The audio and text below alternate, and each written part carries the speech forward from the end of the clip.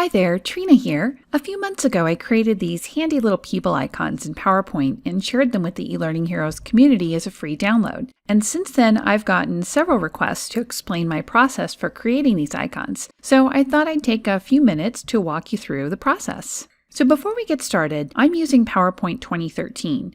But you'll need at least PowerPoint 2010 installed to take advantage of the extended shape formatting features I'm about to show you. So if you are running an older version of PowerPoint, you may not be able to replicate these steps. Okay, so with that out of the way, here are the finished icons I created. You'll note that they're all different shapes grouped together, which makes them very flexible and easy to customize. I was inspired by some similar icons I found on Pinterest. These icons had a half-shaded effect that made them very interesting to me, and I found it easy to recreate this effect in PowerPoint. So let me show you just how to do it. First, let's start with an oval shape, and we'll fill it with this tan color. This is going to be our base shape for the head of our icon. Now I'll copy that shape using Ctrl-C to copy and Ctrl-V to paste. Then I'll just recolor the second oval with a slightly darker tone of the same color. Now I've got two nearly identical ovals, but what I want is essentially for this darker oval to be cut in half, so I get kind of a facial shape that's an oval but with a two-toned effect. That's where I'm going to use another drawing shape, essentially a straight edge, to slice this darker oval in half. So let's draw a quick rectangle here, and I'm just going to position it on the vertical midpoint of this darker oval. It doesn't really matter what color the rectangle is because it's really just going to be used as a straight edge. On the Drawing Tools Format menu, select the Merge Shapes drop-down. I'm choosing Subtract, but as you can see here, you can also unite, combine, fragment, and intersect shapes to achieve different effects. And voila!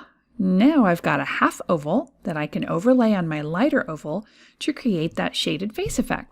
This simple, very powerful technique of subtracting shapes from one another is about 90% of the effort that goes into creating these icons and their accessories. So now let me show you how I created the hair for my people icons, because this is a little more freeform and imprecise than what we've been doing. I used PowerPoint's Curve Line tool to create most of the hairstyles for my icons. Honestly, there's really no trick to it. Just select the curve line and click periodically to draw some curved shapes that vaguely resemble the contours you see in different textures and styles of hair. To close off the curved shape, simply connect the endpoint with the starting point. And from here you can fill, stretch, and combine these amorphous shapes to form something that looks like a good head of hair. I found it helpful to overlap my shapes on the oval head shape as I made small adjustments to their size and position. As long as the shapes you're creating are in scale with the icon's head, you really can't go wrong here, so just play around with this a little until you get the effect you're looking for.